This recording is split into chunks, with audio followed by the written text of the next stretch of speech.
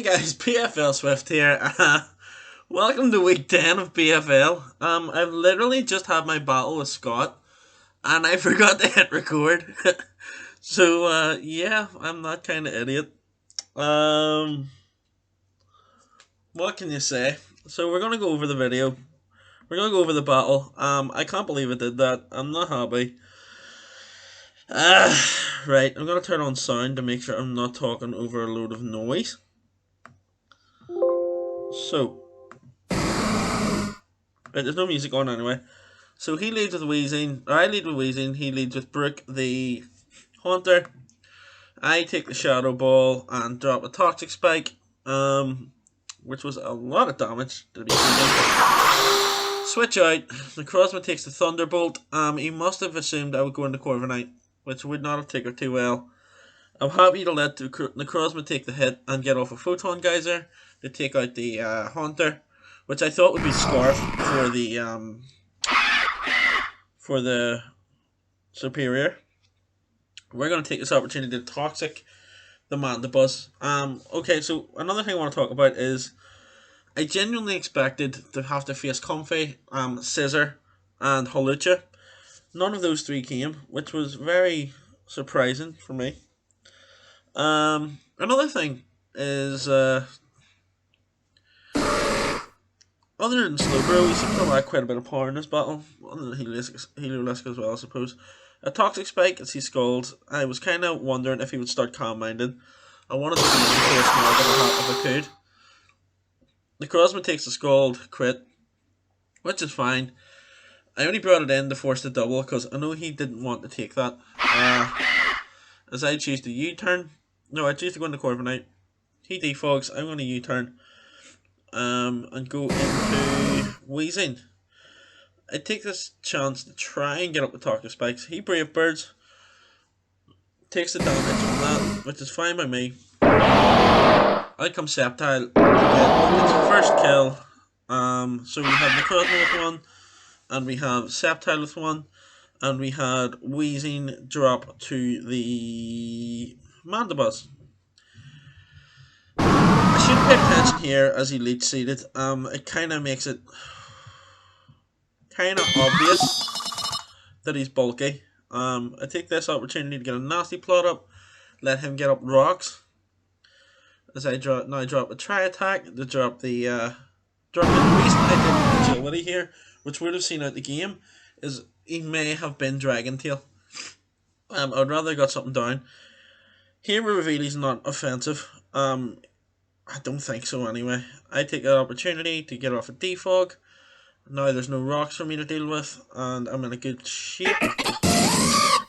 Obviously, U-turn with Corviknight to the Arcanine as he takes the opportunity to switch out in the Slowbro as I drop a Flare Blitz, and then I get a crit. And I feel awful for this one because that was the start. Well, I suppose it was a downhill battle for most of it. I just needed to keep stuff for the Slowbro, which unfortunately dropped to the crit and then the other wild charge. It sucks. So it sucks because it especially sucks because Scott is 2-7 at the minute. I'm 4-5. The Sceptile gets the Dragon Pulse off. Does big damage. As he then takes another one, gets a Drain Punch, does a little bit, but Sceptile's winning this one every time.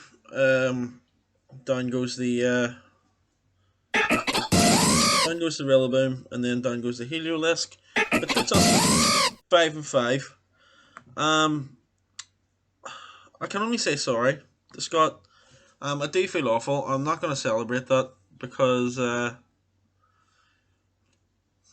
it was a crit on a Pokemon that could have just finished the whole game. Now, I did have the Necrozma at the time, which had Toxic, and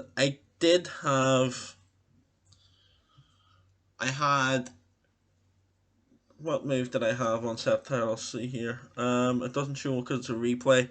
I'll go into Team Builder, I'll show you. I did actually In the original, what I thought was a recording, I did show you everything I was bringing. As you can see, I was Giga Drain, Dragon Pulse, Substitute, and Worry Seed. So that would have given Slowbro Insomnia, so it couldn't rest, which I assume he was rest talk. It did have Clear Smog and Wheezing, but that had dropped at that point, and I had Toxic and Necrozma. So the plan would have been to get the Toxic off with the Necrozma. I would try and let him set up a little bit, get the Toxic off in Necrozma, as he tries to take it out. Then I would go to Sceptile and sack it by setting Worry Seed. Then I could go to Porygon Z and finish up that way. Porygon Z was nasty plot like you seen in the video. So yeah, it was unfortunate that it crit Slowbro. I had stuff to deal with it, but it wasn't a guaranteed win. So I just have to say again, sorry to Scott for that. As he's now in a prime position to drop the minors, and I am now in a prime place in playoffs. I'm definitely safe. I believe that's me definitely safe now, so I can't go to minors. As you can see, I will shrink the screen down here so I can have a wee check. That will do there, won't it? Shrink my face down.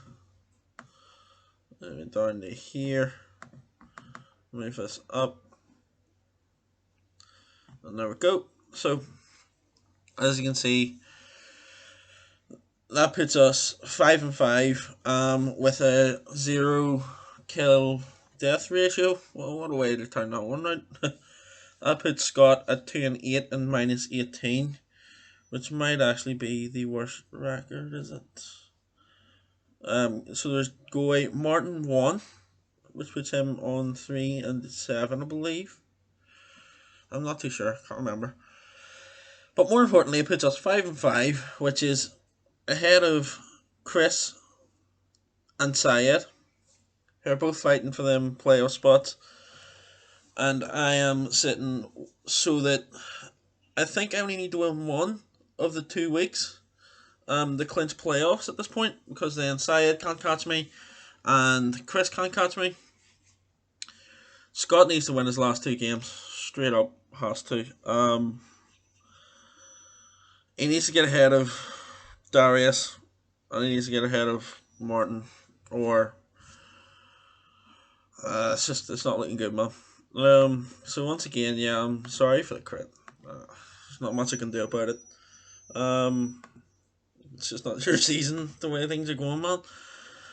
So yeah, thanks for tuning in, and I'm really sorry that I forgot to hit record. It's just stupid of me. So until then, until next time, yeah, stay creative.